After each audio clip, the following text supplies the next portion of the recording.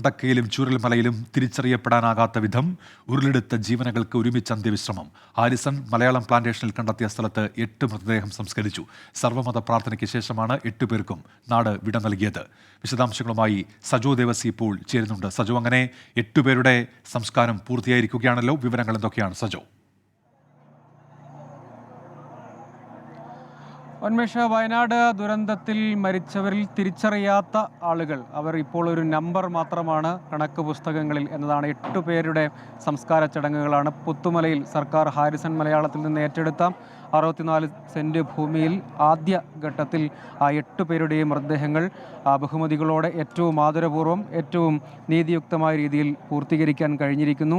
അവരുടെ പേര് വിവരങ്ങൾ അല്ലെങ്കിൽ അവർക്ക് തിരിച്ചറിയാൻ കഴിഞ്ഞിട്ടില്ല. ബന്ധുക്കൾ എത്തിവന്നവർക്കൊന്നും തിരിച്ചറിയാൻ കഴിഞ്ഞിട്ടില്ല. ഒരുപക്ഷെ അവരുടെ ബന്ധുക്കളിൽ പലരും ഈ അപകടത്തിൽപ്പെട്ടവരായിരിക്കാം. അങ്ങനെ തിരിച്ചറിയാൻ കഴിയാതെ പോയ ആ മനുഷ്യർക്കാണ് അന്ത്യവിശ്രമം പ്രത്യേകമായി ഒരുക്കിയ സ്ഥലത്ത് നൽകിയിരിക്കുന്നത്. 8 പേരുടെയും മൃതദേഹങ്ങൾ സംസ്കരിച്ചു. ആ ചടങ്ങുകൾ ഇവിടെ പൂർണ്ണമായും പൂർത്തീകരിച്ചിട്ടുണ്ട് എന്നതാണ് ശ്രദ്ധയോടുകൂടി കാണേണ്ട ഒരു കാര്യം. അത് സർക്കാർ മന്ത്രിമാരുടെ സംഘമൊപ്പം നാട്ടുകാർ സർവ്വമത പ്രാർത്ഥന, വ്യത്യസ്ത മതവിഭാഗങ്ങളുടെ പ്രാർത്ഥന പ്രത്യേകമായി തന്നെ ഇവിടെ ഒരുക്കിയിരുന്നു.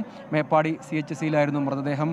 ആ മൃതദേഹങ്ങളൊക്കെ ഉണ്ടായിരുന്നത്. ആ മൃതദേഹങ്ങൾ തിരിച്ചറിയാൻ കഴിഞ്ഞില്ല. പക്ഷേ DNA സാമ്പിളുണ്ട്. ആ DNA സാമ്പിൾ നമ്പറാണ് യഥാർത്ഥത്തിൽ ഇപ്പോൾ അവരുടെ മേൽവിലാസം, അതായത് മരിച്ചവരുടെ മേൽവിലാസം എന്ന നിലയ്ക്ക് പറയാൻ കഴിയുന്ന ഏക കാര്യം ഒരു നമ്പർ മാത്രമാണ്. ആ നമ്പർ ഈ കുഴിമാടങ്ങളിൽ തന്നെ കൃത്യമായി രേഖപ്പെടുത്തി വച്ചിട്ടുണ്ട്. ഇനിയും ശാസ്ത്രീയമായി തിരിച്ചറിയാനുള്ള സാധ്യതകൾ അവശേഷിക്കുന്നുണ്ട്. ആ സാധ്യതകൾ പൂർണ്ണമായും ഉപയോഗപ്പെടുത്താനുള്ള തീരുമാനമുണ്ട്. അത് നടക്കട്ടെ എന്ന് ആഗ്രഹിക്കാം. അങ്ങേയറ്റം ഹൃദയഭേദകമായ വൈകാരികമായ മുഹൂർത്തങ്ങൾക്കാണ് ഇവിടെ സാക്ഷ്യം വഹിക്കേണ്ടി വന്നത് എന്നതുകൂടി പറയേണ്ടി വരും. വലിയ ദുരന്തമാണ് നേരിട്ടത്. ആ ദുരന്തത്തിൻ്റെ വ്യാപ്തി എത്രത്തോളം ഉണ്ട് എന്ന് നമ്മൾ ഇതിനകം തന്നെ തിരിച്ചറിഞ്ഞതാണ്. അതിൽ നമ്മൾ ആ കൂട്ടത്തിൽ നമ്മളെ അങ്ങേയറ്റം വീണ്ടും വീണ്ടും മുറിവേൽപ്പിക്കുന്ന, വേദനിപ്പിക്കുന്ന മറ്റൊരു സന്ദർഭം കൂടിയാണിത്. തിരിച്ചറിയാതെ പോയ 8 പേരെയാണ് ആദ്യഘട്ടത്തിൽ സംസ്കരിച്ചത്. ഇനിയും അങ്ങോട്ടേക്ക് അവശേഷിക്കുന്നുണ്ട്. 64 സെന്റ് ഭൂമിയിൽ ഇതിനകം തന്നെ 39ഓളം കുഴിമാടങ്ങൾ തീർത്തിട്ടുണ്ട്. ശരീരഭാഗങ്ങളായി അവശേഷിക്കുന്നവർ അല്ലാത്തവർ അവരൊക്കെ മോർച്ചറികളുണ്ട്. അതിൽ ഇനി തിരിച്ചറിയാനുള്ള ഏറ്റവും എന്തെങ്കിലും സാധ്യതയുണ്ടെങ്കിൽ അതിനുള്ള അവസരം കൂടി നൽകും. മറ്റ് നിയമപരമായ നടപടിക്രമങ്ങൾ, പ്രോട്ടോക്കോൾ എല്ലാം തന്നെ പാലിച്ച് ഇവിടെ ഇപ്പോൾ ഉദ്യോഗസ്ഥർ തന്നെയുണ്ട്. അത് കൃത്യമായി ഡാറ്റയിൽ തെറ്റൊന്നുമില്ല എന്നവർ കൃത്യത വരുത്തുകയാണ്. തുടർന്ന് അങ്ങോട്ടേക്ക് ആർക്കെങ്കിലും ഇവിടെ എത്തിയോ അല്ലെങ്കിൽ ഈ ശാസ്ത്രീയമായി തിരിച്ചറിഞ്ഞു കഴിഞ്ഞാൽ ഇങ്ങോട്ടേക്ക് എത്താനുള്ള അവസരം ഒന്ന്. മറ്റൊന്ന്, ഇവിടെ ഏറ്റവും ആദരപൂർവ്വം ഏറ്റവും ബഹുമാനപൂർവ്വം തന്നെ ആ നടപടിക്രമങ്ങളൊക്കെ, സംസ്കാര ചടങ്ങുകളൊക്കെ പൂർത്തീകരിക്കാൻ നിശ്ചയിച്ചിരുന്നു. അതെല്ലാം കൃത്യമായി തന്നെ പൂർത്തീകരിച്ചു എന്നതുകൂടി എടുത്തു പറയേണ്ട ഒരു കാര്യമാണ്. ഇവിടെ ഇപ്പോൾ നമുക്ക് ഈ ദൃശ്യങ്ങളിലൊക്കെ കാണാം. ഇവിടെ ഏറ്റവും ഉചിതമായ രീതിയിൽ തന്നെ ഈ മനുഷ്യർക്ക് അവർ ഒരുമിച്ച് ഒരേ സ്ഥലത്ത് ഒരേ മേഖലയിൽ അധിവസിച്ചവരാണ്. ഒരുമിച്ച് ജീവിതം കരിപ്പിടിപ്പിച്ചവരാണ്. അല്ലെങ്കിൽ ആ മേഖലയിൽ ഒരേ മണ്ണിൽ അവർ ജീവിതം സ്വപ്നം കണ്ടവരോ ജീവിച്ചവരോ അവിടെ എത്തിപ്പെട്ടവരോ ഒക്കെയായ മനുഷ്യരാണ്. അവർ പരസ്പരം അറിയുന്നവരായിരിക്കാം, ചിലപ്പോൾ അപരിചിതരായിരിക്കാം. എങ്കിൽ പോലും ആ നാടിൻ്റെ തണലിൽ ജീവിച്ച മനുഷ്യരാണ്, അല്ലെങ്കിൽ അവിടെ എത്തപ്പെട്ട മനുഷ്യരാണ്. ആ മനുഷ്യരാണ് ഒരുമിച്ച് അവരുടെ അന്ത്യയാത്രയിൽ അല്ലെങ്കിൽ അവരുടെ നിത്യവിശ്രമത്തിനായും ഒരുമിച്ചുള്ള ഒരു മടക്കം. അത് ഹൃദയഭേദകമാണ്. കാരണം തിരിച്ചറിയപ്പെടാതെ പോവുക, മേൽവിലാസം ഇല്ലാത്തവരായി പോവുക എന്നതും വേദനിപ്പിക്കുന്നതാണ്. മരണത്തിലാണെങ്കിലും അതിലും വലിയൊരു ദുരന്തത്തെ യഥാർത്ഥത്തിൽ നമ്മൾ നേരിട്ടിട്ടുണ്ട്. പക്ഷേ അപ്പോഴും ഈ ദൃശ്യങ്ങൾ കൂടി നമ്മളെ വല്ലാതെ വേദനിപ്പിക്കുന്നുണ്ട്. ചടങ്ങുകളൊക്കെ ആദ്യം മേപ്പാടി CHCയിൽ നിയമപരമായ അല്ലെങ്കിൽ പ്രോട്ടോക്കോൾ പ്രകാരമുള്ള എല്ലാ നടപടിക്രമങ്ങൾ പൂർത്തീകരിച്ചതിന് ശേഷമാണ് പുത്തുമലയിലേക്ക് എത്തിച്ചത്. ഇവിടെ ആദ്യം സർവ്വമത പ്രാർത്ഥന പൂർത്തീകരിച്ചു. അതിനുശേഷം 8 മൃതദേഹങ്ങൾ ഓരോന്നായി നേരത്തെ തന്നെ ഇവിടെ ഒരുക്കിയിരുന്ന കുഴിമാടങ്ങളിൽ സംസ്കരിച്ചു. ഇവിടെ സന്നദ്ധ പ്രവർത്തകർ, ഒപ്പം മന്ത്രിമാരുടെ സംഘം, ഉദ്യോഗസ്ഥരുടെ സംഘമൊക്കെ സർക്കാരിൻ്റെയും ഒരു ഔദ്യോഗിക ആദരവ് എന്ന നിലയ്ക്ക് അർപ്പിച്ചിരുന്നു. അത് മന്ത്രിമാരുടെ സംഘം തന്നെ, മന്ത്രി KA രാജൻ്റെ നേതൃത്വത്തിൽ തദ്ദേശ വകുപ്പ് മന്ത്രി MP രാജേഷ് ഉൾപ്പെടെ മറ്റ് മന്ത്രിമാർ ഇവിടെ ഉണ്ടായിരുന്നു. മറ്റ് ജനപ്രതിനിധികളും ഉദ്യോഗസ്ഥരും ഒക്കെ തന്നെയും ഇങ്ങോട്ടേക്ക് എത്തിയിരുന്നു. അവരൊക്കെ തന്നെ ആദരവ് അർപ്പിക്കുന്നതിനും ഒപ്പം ഇവരുടെ ബന്ധുക്കൾ, അതായത് പലരും ഈ കൂട്ടത്തിൽ തിരിച്ചറിയാതെ പോയവരിൽ തങ്ങളുടെ ബന്ധുക്കൾ ഉണ്ടാകുമോ എന്ന ശങ്കയോടുകൂടി, എന്ന ദുഃഖത്തോടുകൂടി ഇവിടെ പല മനുഷ്യരെയും കണ്ടുമുട്ടാൻ കഴിഞ്ഞു.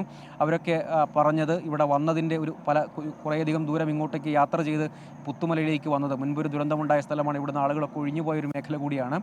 ആ സ്ഥലത്തേക്ക് അവർ വീണ്ടും എത്തിയതിൻ്റെ ഒരു കാരണം തങ്ങളുടെ പ്രിയപ്പെട്ടവരാരെങ്കിലും കൂട്ടത്തിൽ തിരിച്ചറിയപ്പെടാതെ പോയവരുടെ കൂട്ടത്തിൽ സംസ്കരിക്കപ്പെടുന്നുണ്ടോ, അങ്ങനെയെങ്കിൽ ഈ സന്ദർഭത്തിൽ ഒരു സാന്നിധ്യമാവുക, ഒരു പ്രാർത്ഥന കൊണ്ടെങ്കിലും ഒരു സാന്നിധ്യം കൊണ്ടെങ്കിലും അല്ലെങ്കിൽ ഒരു അന്തിമോപചാരം കൊണ്ടെങ്കിലും ഇവിടെ ഒരു സാന്നിധ്യമാവുക എന്നതാണ്. അവരാണ് വല്ലാത്തൊരു മുറിവുള്ള കാഴ്ചയായത്. നമുക്ക് ആ ദൃശ്യങ്ങളിലൊക്കെ കാണാം, ഉദ്യോഗസ്ഥ സംഘം അവിടെ സന്നദ്ധ പ്രവർത്തകരും ഉദ്യോഗസ്ഥരും ഒക്കെ ചേർന്ന് നമ്പറുകൾ അതിനോട് ചേർന്ന് സ്ഥാപിച്ച കല്ലിൽ രേഖപ്പെടുത്തുന്നത് കാണാം. അത് കുഴിമാടത്തിൻ്റെ നമ്പറും ഒപ്പം DNA സാമ്പിൾ ശേഖരിച്ച സാമ്പിളിനൊരു നമ്പർ നൽകിയിട്ടുണ്ട്. ആ നമ്പറുമാണ് അതിൽ രേഖപ്പെടുത്തുക. അങ്ങനെ വരുമ്പോൾ തുടർന്ന് അങ്ങോട്ടേക്ക് ശാസ്ത്രീയ പരിശോധനകളിൽ എപ്പോഴെങ്കിലും തിരിച്ചറിയപ്പെടുന്നുണ്ടെങ്കിൽ, അങ്ങനെ ഒരു സാധ്യത അവശേഷിക്കുന്നുണ്ടെങ്കിൽ, അത് അവരുടെ ബന്ധുക്കൾക്കൊക്കെ ഉണ്ടെങ്കിൽ അവർക്ക് പിന്നീട് അത് സാധ്യമാകും. അവർക്ക് കുഴിമാടത്തിലെത്തി ഇവിടെ തങ്ങളുടെ പ്രിയപ്പെട്ടയാളെയാണ് അടക്കം ചെയ്തത് എന്ന് തിരിച്ചറിയാൻ കഴിയും. അതും ഒരു നീതി ഉറപ്പാക്കലിൻ്റെ ഭാഗമാണ്. പല ആളുകളും അത്തരം നിർദ്ദേശങ്ങൾ മുന്നോട്ട് വച്ചിരുന്നു, അത് അംഗീകരിക്കപ്പെട്ടു. അതിൻ്റെ കൂടി ഭാഗമായാണ് നമ്മുടെ സർക്കാർ സംവിധാനങ്ങളൊക്കെ അക്കാര്യത്തിൽ ഒരു ഉറപ്പ് കൂടി വരുത്തുന്നത് എന്നത് എടുത്തു പറയേണ്ട കാര്യമാണ്. ഈ ദുരന്തത്തിൻ്റെ പല കാഴ്ചകൾ, പല നോവ് പകരുന്ന, നീറ്റുന്ന, വേദനിപ്പിക്കുന്ന പല കാഴ്ചകൾ നമ്മൾ കണ്ടു. അതിൽ അങ്ങേയറ്റം വേദനിപ്പിക്കുന്ന കാഴ്ചകളിൽ ഒന്ന് ഇതുകൂടിയാണ് എന്ന് പറയാതെ തരമില്ല. അത്രയും വൈകാരികമായ മുഹൂർത്തമായിരുന്നു അത്. തിരിച്ചറിയാതെ പോയത് തങ്ങളുടെ പ്രിയപ്പെട്ടവരാകുമോ എന്ന വേദനയിൽ ഇവിടെ എത്തി ആ ദുഃഖം പങ്കുവച്ച മനുഷ്യർ അതിലേറെ നോവാകുന്നുണ്ട്. ഇനിയും ഈ ദുരന്തത്തെ അതിജീവിച്ച് തുടങ്ങിയിട്ടില്ല. യഥാർത്ഥത്തിൽ നാട് നമ്മുടെ ചേർത്ത് പിടിക്കലും കരുതലും കൊണ്ട് ആ അതിജീവന വഴിയിൽ നടന്നു തുടങ്ങുന്നതേ ഉള്ളൂ. യഥാർത്ഥത്തിൽ ഇനിയും തിരച്ചിൽ നടക്കാനുണ്ട്.